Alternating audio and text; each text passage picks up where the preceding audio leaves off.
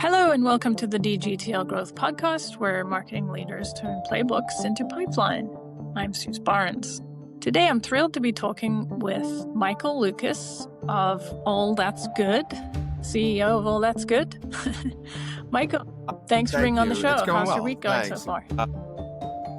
It's going very well, actually, and I appreciate the time. And I didn't mean to interrupt you there, but I'm the co-owner of All That's Good. I like to mention I do have a partner. We're 50-50 partners, and he pulls a lot of the weight as well. So I want to, yeah.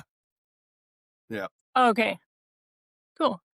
Co-founder and CEO. Is it Just co-founder and CEO? Yeah, I mean, we share all duties. So like everything is like, we're creatives together, we're producers together, we're client management together. It's literally every duty is 50-50 split. Well, what do you do for our listeners, and what's your vision for the company here? We do a little bit of everything, honestly. And I know that sounds very cliche, but we call ourselves like a content first agency.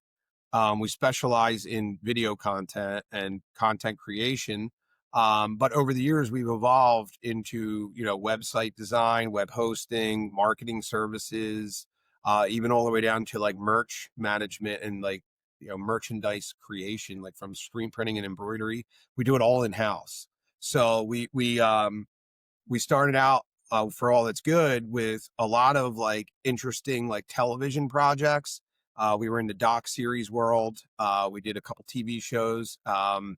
We did a show for DIY and HGTV network, then Netflix, then Disney Plus, and thought that that's what our trajectory was. And then over the last few years, we've kind of shifted into more branded work, like branded content, social media content, web and advertising. We're doing actually 30-second commercials right now again, which we haven't done in 7 or 8 years. So like, it's kind of just like all over the map. Our vision for our company is to literally just keep growing and forming great partnerships, whether it's other content creators, studios, or even just brands themselves. Like wherever we can fit in, we want to fit in. Great.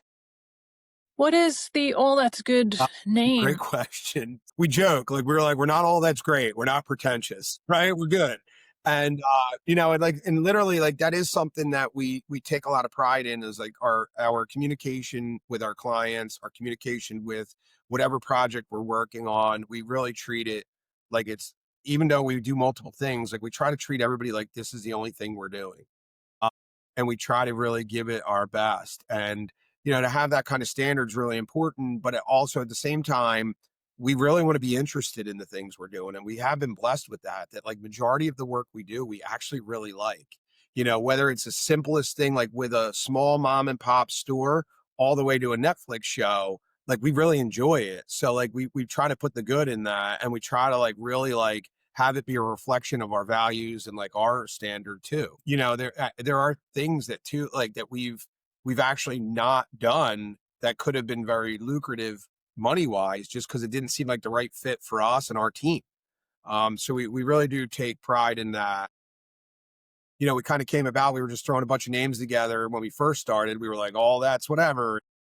We had a million different ones, like almost there. Like we had a ton of names, and then we just really liked it. And, our logo too is just like one continuous paint stroke, which has like a little bit of a symbolism behind it too, which is creativity. And like, we really try to think about like ourselves and not be too pretentious, but also confident, if that makes sense. Sure. Yeah, absolutely. How many people are you on? Combined force under all the windows, we're at about like 22. But from the All That's Good side, on the content side, we're at like 10, so like we're, it's a mixture. Some of us wear multiple hats, like, obviously like when it comes to web development and website, like I have a heavy role in that. But I also direct and shoot. So like I'm a DP, like a director of photography. I direct a lot of our content, but then I also work on the websites. It's kind of weird. And we have about 3 or 4 people on our team that do that too. Like our lead post supervisor, she also is our head of our layouts and design for our websites. She's our head designer, but she also is our post supervisor. So it's like we definitely have some overlap within our organization, but we also have enough team members that everybody can focus on what they're doing. Hmm. Hmm. And how do you find clients? Do they find you through referral? A little bit of How do everything, you go like out a and find little them? bit of everything. So we do have some representation. We do have an entertainment attorney, things like that that help to some regard, right? With a lot of intro stuff. But it's like anything else, the majority of our work comes from that warm referral. Like we just worked with this company, they say something nice about us to someone else, and then we work our way through. A lot of it's repeat business, like we work with clients repeatedly, and then as we do things for them, it hopefully grows into more work. And a lot of times it does, where it's like we started out on this very simple niche little thing, and then it was like, oh, that went really well. Like we like the way you communicate, and it worked. So then it's thinking about doing this. Like, do you know how to do that? Yeah, we do that too. Like, and that's kind of a fine line, right? Like you don't want to overstretch and oversell and overwhelm them. So sometimes we don't even tell them all the things that we do right away. Like it's like you came to us for a video, we're going to knock out that video. And then it's like, oh, you need some strategy behind that video and you're struggling with that. Well, we can help you with that.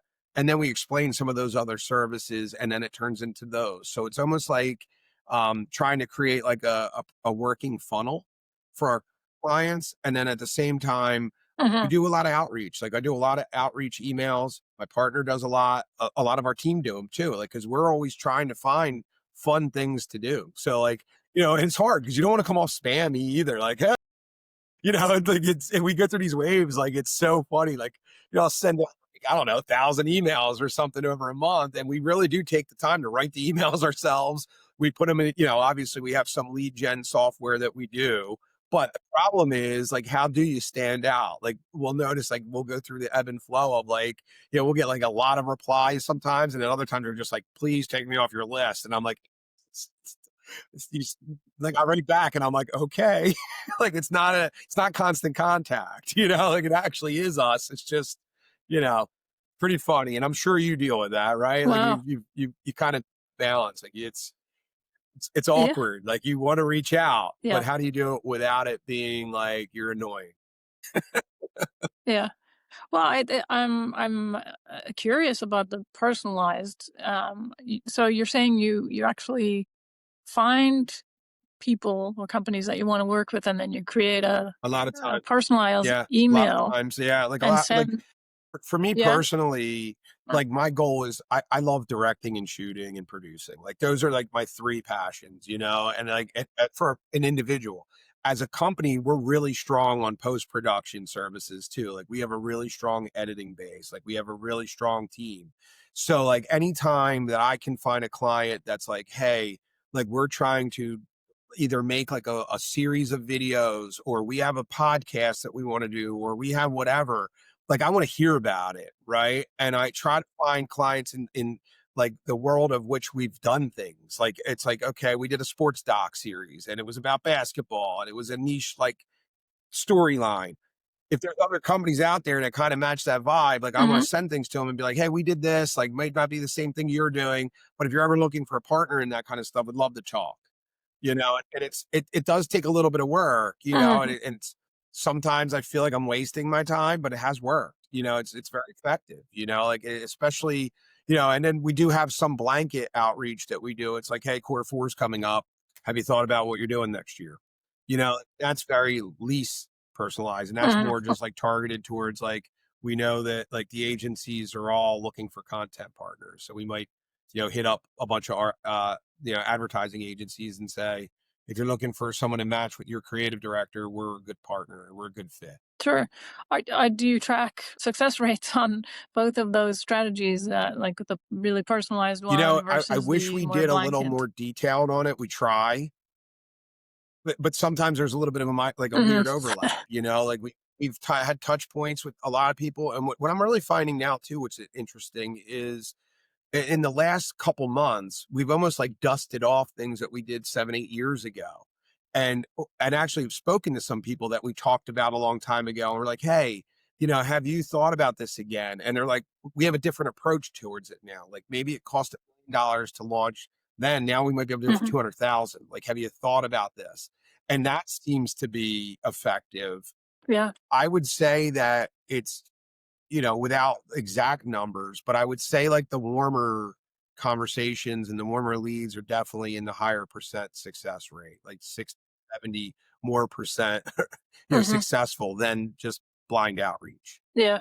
What innovations are you looking forward to in your industry and all that's Man, good that's for the that's company? a good question because we're like anybody else right now that makes content. Like there is a weird dynamic between what is AI, how's everybody using AI? That's the buzzword. I think if I remember correctly, you're in San Francisco or that area, and that's huge. Obviously in the Yeah. tech industry, everyone's Yeah. trying to figure out how to use it. They're thinking about how to create with it. I'm experimenting with it just because, like, I want to be knowledgeable of it. Like, the last thing I want to do is become a dinosaur, right? And especially in content creation. Yeah. However, I'm not fully excited about AI because I don't like the idea of trying to remove the human aspect and human element out of a lot of this creation. Like, do I think it serves a great purpose for processing and, you know, data? I do. I definitely think it's a fine line when it comes to creative creation because I don't think it'll ever have the real personable side of things that like a business needs or like marketing people need. One thing that I've always said, even for like the 20 some years that I've done things for businesses, is I will never be a replacement for you, like as the business. Like I'm not your voice. I'm not your brand. Like it needs to still come from you. We structure it and make it better. Right. I think that's what people are thinking and excited about is they're going to have like a virtual assistant can do everything for them. I think it's really dangerous. There's going to be a lot more failure in that than people realize, and they're going to start seeing it and they're going to have regrets. So I kind of this like evolution. What I am Hmm. excited about though, like that does kind of get me jive a little bit is what used to take me 70 pieces of equipment to maybe get a beautiful shot I can do with my mobile phone now, or like, a couple like other pieces of gear. And I think that's kind of exciting, but it's also the same thing. It's like, as that technology keeps evolving, like it's almost like you got to look at what we offer and say, are we pricing too high now? Or like, is that what the client wants? And, what is from our direct result of things are, and as I'm hearing this across the board, is most clients want more content, but they might not necessarily want to spend as much money as they have in the past. Like they're starting to say, like, there's a balance here. Like, how do we do that? And like even this right now, like I'm excited about how Riverside works. Like how great is this that you and I can have a great conversation. You can capture it at a better level. If there's a technical glitch, it finds it and captures me still for you, upload later. Like it's amazing Yeah. what evolved to and been able to do. And a lot of this has happened since COVID. Like we've, when COVID happened for us too, like we figured out a lot of remote editing situations that were never possible for us. Like we never even dreamed of that. Like I'm going to be in Iowa shooting and my editor's in California and I have another editor in Philadelphia and we're all going to work together at the same time. Like phenomenal. So I'm still excited to see how that Hmm. kind of Yeah, for evolves. sure. One thing that's always been a thorn in my side over the years is like high quality content, but compressed data, so curious to see how that keeps going. Like, how do you make the file sizes smaller, but give you the most beautiful imagery and things like that? Like, I always want to explore that. I know what you're saying, because video particularly takes up so much space on all of the drive. Yeah. Yeah. How about a biggest win story, Michael? Do you have any like big wins or things that you're super proud of I mean, recently or honestly, like in your I business? I know this sounds really corny, but like just still being in business, you know what I mean? And being able to grow a little bit and knowing Oh that like yeah. our team, like our foundational team Yeah. has not changed now in several years. Like we've added a couple people, but our core has been together quite a bit. And we really try to like, I mean, Hmm.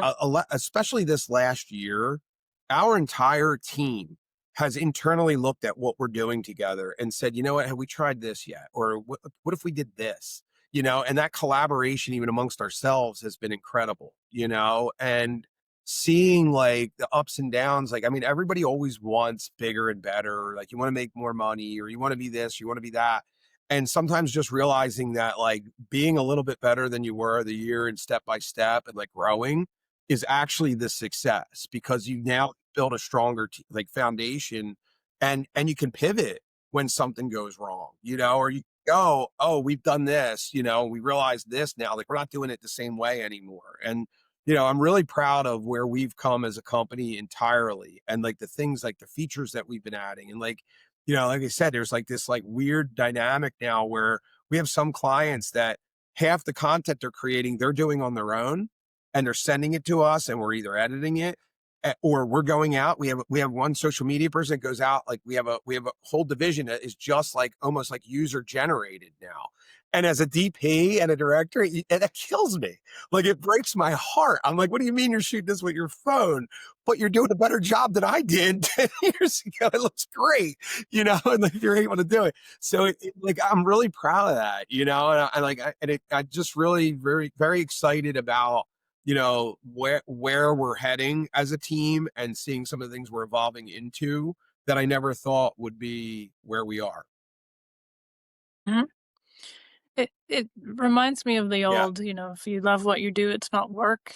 It sounds like you have a very good relationship with your job and the people that you're working with. So It is, and that's that's a probably big part of part it. of it. And it's crazy because like, you catch me on the wrong day, I'm like, this is the mistake I ever made in my life. Like, what am I doing? Like, I'm trying to own a company. Like, Yeah. what am I, stupid? Like, I get hit with taxes everywhere. Like, it's like no matter Hmm. what, it feels like sometimes the cards are completely stacked against you. Like, but it is like battling through Hmm. that, and it is reminding ourselves, like, like the biggest wins for me, like, again, I can't say it enough, is like we've been blessed, like we've won awards over the years, like we've had different moments that feel good, but a lot of the things that we do as a team that like nobody sees are the things that I'm really the most proud of. Like, I have a couple people on our team that they donate a lot of their time. They go and help with the youth in our area. They show them things, and they work with the school systems and things like that. And it is even like something we ask. It's just things that they want to do, and they help. So like, it's really incredible. And those things to me come back monetarily to you over time. Like, it's like not that it's like a full karma thing or whatever, but like it's like it opens up doors, and it really feels good. So Yeah. it's worth it when that stuff goes well. And then it's like, when you really do have those bad moments,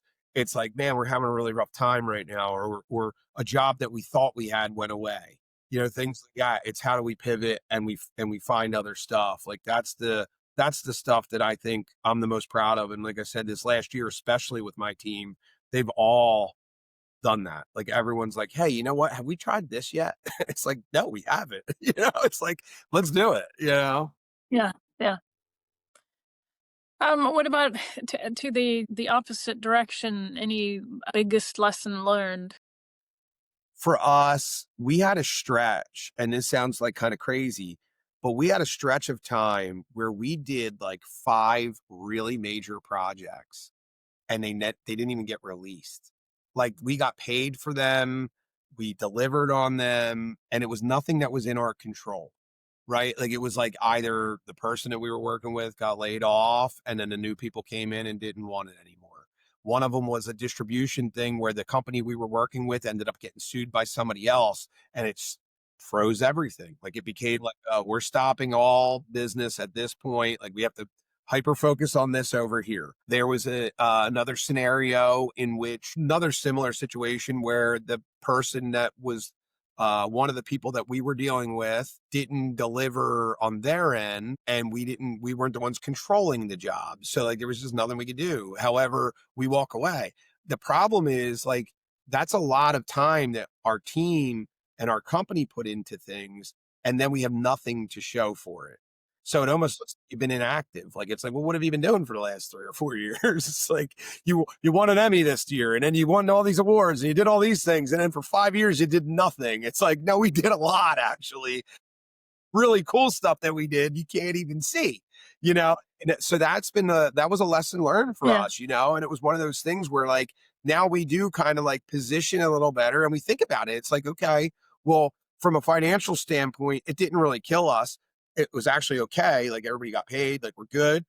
But then there were some little minor things that like it's like a domino effect that you didn't realize they were falling at that point. It's like, wow, like you don't have that thing to point to right now and say, hey, last month this came out, or did you see this? Now we've broken that cycle and have had things come out again, and we're starting to get back into that.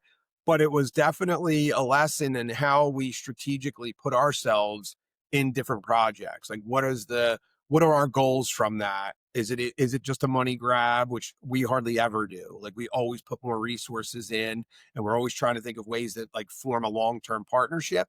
But then there are times where, hey, look, this is just a money thing, I guess. Like we got to like think that mindset, and we didn't do that 7, 8 years ago. Like we were like partners. We're committed. We're doing Hmm. everything, and I still personally believe that that's the best approach.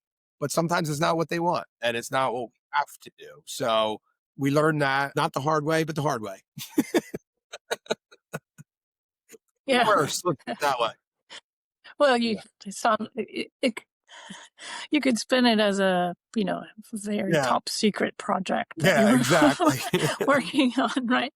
But Yeah. but the good Not news is you but did the get the paid, sad part so is not as that's much as we yeah. would have made But if it was distributed, like, because that's part of it too, mhm, like, and that's weird too, yeah, because, like, the mhm, creator space is really evolving, right? Like, there's, like, companies like Netflix, for instance, amazing, like, great company, of course, right?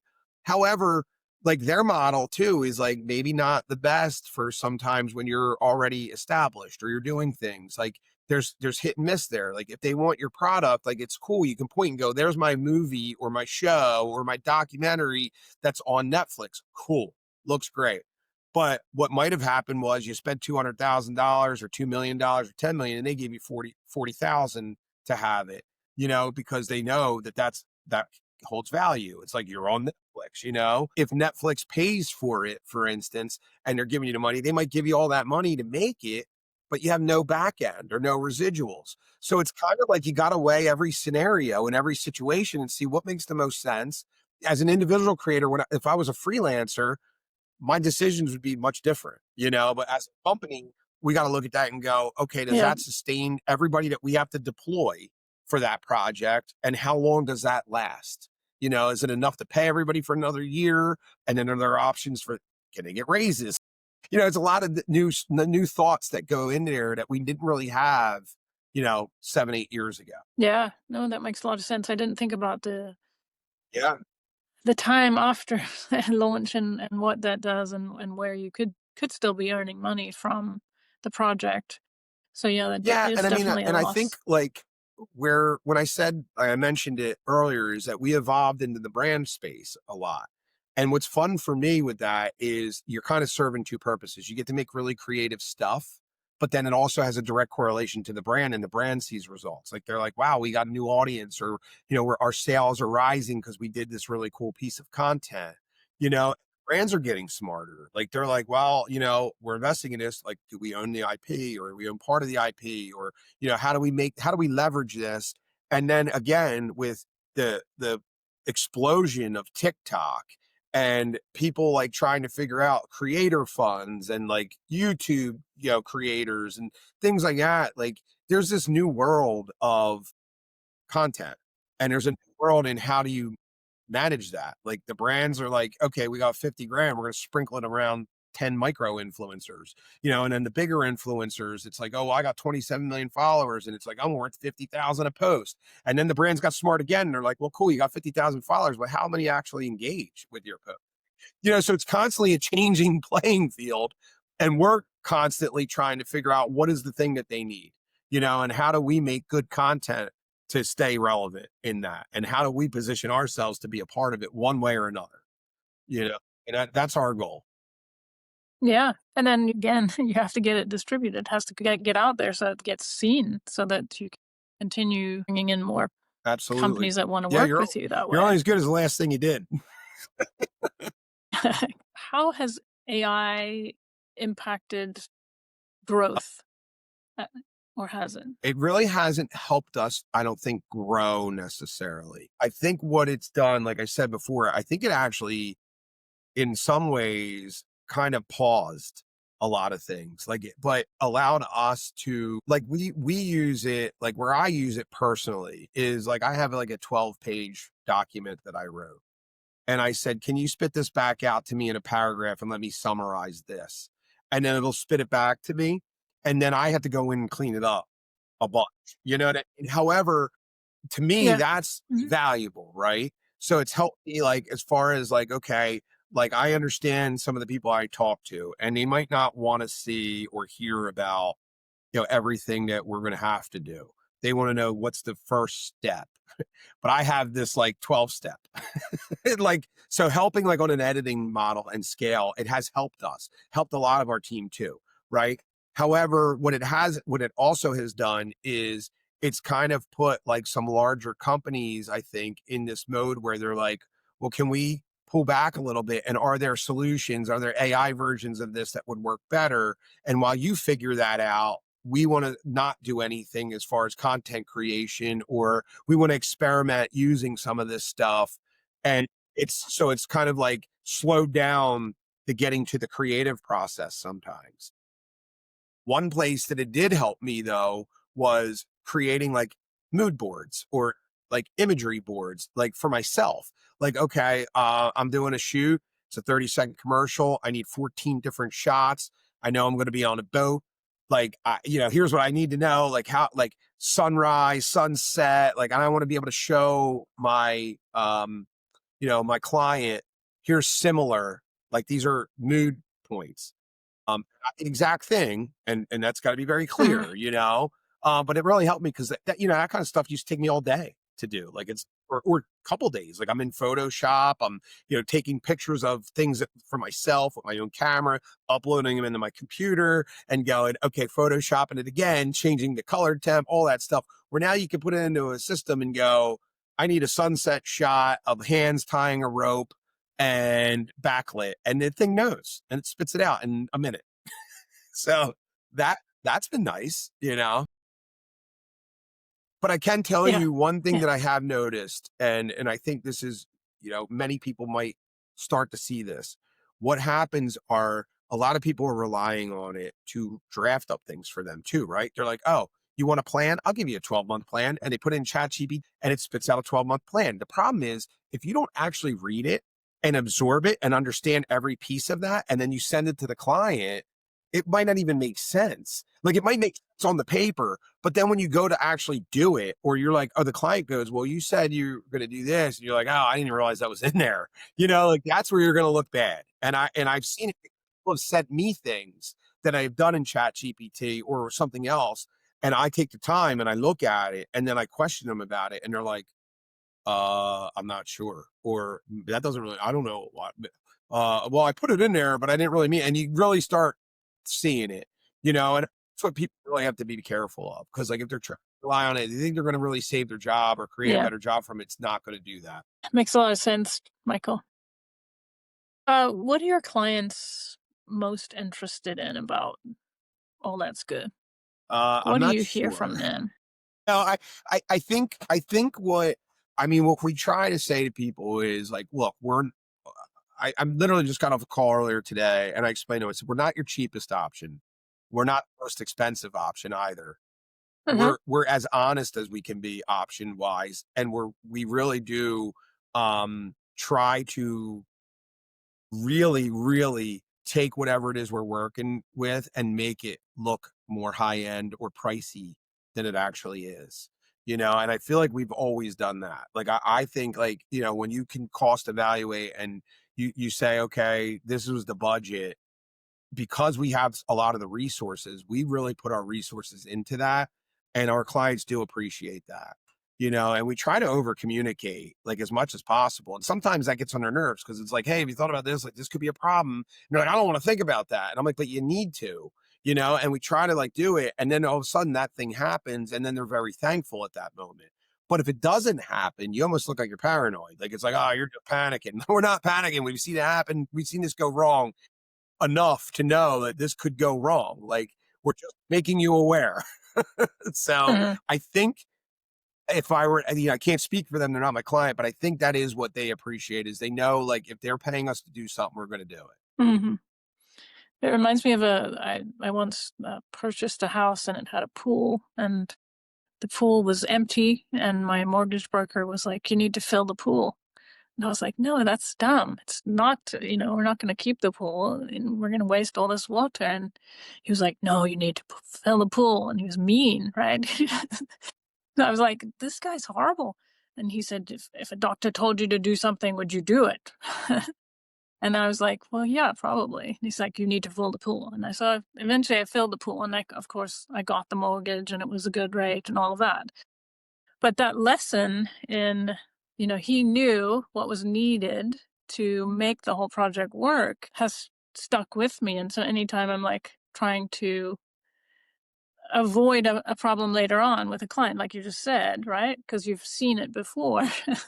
I try to remember that story, and it's really is in the client's best interest to follow your lead on what has been an issue before that may not be an issue, but Yeah. I mean, you're trying to make sure it it's isn't. funny you said it about the doctor thing because I actually use that quite a bit with what we do. Like, we get approached with a lot of things. We get approached with indie films. We get approached with commercials. We get approached music video, you name it, and there's times where like I say to them, like, okay, if I walked into the University of Pennsylvania hospital right now and said, I have $50,000, here's my 50 grand, I put it on the table.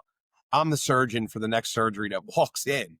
You would think I was nuts. But a lot of people do that to us. They're like, hey, this is how like, I'm the director now. I'm the envision, like, this is my vision. And I go, well, that's not enough money, or that is enough money, but you can't do that. You have to do this. It's a hard line to kind of like balance, but it's like almost like, again, it's like I defer to my client. Like if you're selling countertops, everything about that countertop, you got to explain to me. I can also then say, here's what your audience really loves, and I can make it look really awesome. And I explain that to you, and it's like, then we have this nice synergy where you're the professional, I'm the professional, and we're both making professional stuff that's going to help both of us. Right. It's really hard. Like, Yeah, yeah. but most of, like, again, I'm blessed and I feel like our team is blessed where most of our clients, they jive with that. And they're like, I don't want to think about what you do. Like, like, please, like, help me simplify this and let's do that. Like, that's great. Especially when it's working, when they start seeing like all their impressions are going up and their phones are ringing and their emails are coming in and sales are happening. It's all gravy at that point. Then it becomes easier to kind of talk through that stuff. Yeah, And then they get yeah. better ideas too. Like they get inspired. They're like, I never thought of this. Like, what if we did this? And sometimes we're like, that's a great idea. We can do that.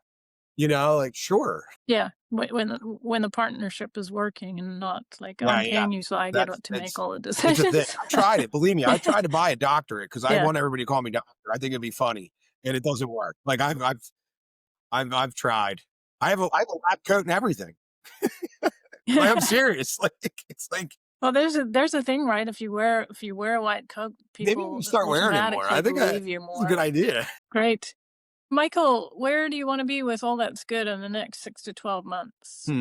All right, short term, like 6 month. We have a few projects that we have that are like 97% of the way there. Like they're like everything's lining up, but it's like the perfect storm of like if that goes, like we're in great shape, right? So I would love to be in production on at least 2 out of the 3 that we are like really excited about. We're excited about a bunch of things right now, but we have like 3 really big things that are really exciting. And all 3 of them could potentially all happen at once, which would be kind of scary, but fun at the same time. We're equipped and we're ready for all of them. What really has me excited about it again is they've come in so many different forms. Like we have some of our own team that have developed some of that stuff out and seeing it come to fruition. Some of them are new partnerships that we formed in the last like 18 months that are like adapting and doing some new stuff with us that are like a little bit bigger, like swings than they took the year before. So I'm really excited and I want to see that happen. The other thing is I would like to grow a little bit. Like I would like to have a little bit of growth. We're in an interesting dynamic of we're literally divided by a river. So like we're in New Jersey and we're in Old City, Philadelphia. We could almost throw a rock across the river to our offices, but our clients and the type of work we do on each side of that bridge are completely different. Like our New Jersey side of things are like, we did a horror film here last year. We do a lot of like smaller, like more contained content in New Jersey. And in Philadelphia, we do a little bit of like the higher, like, more like in the city and involved with like larger, like Comcast and like clients like that. So I would love to see both sides continue to grow. We're really excited. I mean, it's the 250th anniversary. So there's like a lot of hype around Philadelphia right now. The World Cup's coming, the MLB All-Star game, the celebration of independence, and like all, the anniversary of the United States. So there's a lot of really cool things happening, and we just want to be a part of some of the cool stuff, and however we contribute to that, whether it's small campaign stuff, big campaign, whatever. And I just love seeing business come to our area regardless, like whether it's us or not. Like, I know that sounds really weird too, but like, when other companies around us are doing really well, that shines a good light on us and our area. And then other people are more apt to come here and do things. And Philly has been always notoriously very gritty. They act like people are really unfriendly here. We are like, when we take our sports, like we can be a little tough, I would say. However, the area itself is very inviting. Our food scene is great. Like our tourism's great. We got voted like one of the most walkable cities in America. Like there is a lot of really big upside to that stuff, and really seeing that take shape is really cool. And we're excited to be a part of it. Awesome. Finally, any predictions for 2026? What you think it's going to look like for think that your kind of business? 2026 is going to bring a lot more content created around live entertainment. Right now, I know live entertainment's something that it happens all the time, right? Like there's concerts, there's the Super Bowl. I think this is actually going to be for next year and even years to come, that at least until we kind of figure out this new model of AI and some of this other stuff, I think a lot of the craving from the general public is going to be like, hey, I saw that with my own eyes. Like I was there. Like I was at the Super Bowl. I was at the World Cup. I was at a concert. And then I also think the creation around those events are still going to be very exciting for people. So like, I think those types of things, I've noticed a big uptick even in my own area of, festivals, like fall festivals, like Winterfest, summer, whatever. So having like involvement in that kind of stuff, I don't think no matter how much we get meta glasses on and how much we do, virtual stuff, I think human interaction and human content is still going to be a huge driving force in the way people want their content. More Yeah. IRL in real life. Which is tricky, right? Yeah. Because it's like, but I mean, look, I do think if that wasn't the case, you wouldn't have seen like Netflix this year doing boxing matches and, event type stuff. Cause I think they're even going, oh, well, here's a whole other thing that, we can start capitalizing on. And what's nice is like, it's keeping an audience that's already there. Like they're not going, oh, well, I need to get a pay per view. It's $55 every time I do it. Like, people are burned out. Like they're worn out. It's subscriptions everywhere. I don't know how you are too, but I did an audit on myself the other day and I'm like, oh my God, look how many subscriptions I have. And like, and then it's like every time you go to do something, it's like, oh, well, you did this, but you didn't pay enough to get this yet. It's like they're always dangling that carrot in front of you. So I think we're going to be looking for those solutions too. Like how do we get back some of that, like what we all fought against? Like, okay, everybody wanted to disband cable and we didn't want all that. And now all of a sudden it's like, man, I wish I had that again, where I just turn on my TV and I had everything right there. It's like, now I have like 50 different streamers and I got all this other stuff. Like, I think there's going to be that again. Like we're going to be needing like not one-stop spots, but it would be nice to not have a million subscriptions for everything we do, which is crazy. Not to get too far off topic, but it kind of fits in that model. Like I even saw like some car manufacturers are toying with adding your console stuff to being subscription based. Like BMW, I think was one of them. Don't quote me on that if it's not right. It might be Mercedes. It's one of the higher end brands where they're like, we're going to add in this stuff we're going to give it to you for the first month that you own the vehicle. But then after that, like if you want to have your Apple CarPlay, or if you want to have your cameras work or whatever, you're going to pay $9 a month. And it's like, are you kidding me? Like, I mean, it's eventually you'll never own anything. Like, never own anything. I know. It's all like one thing after the other, Yeah. or constant subscriptions.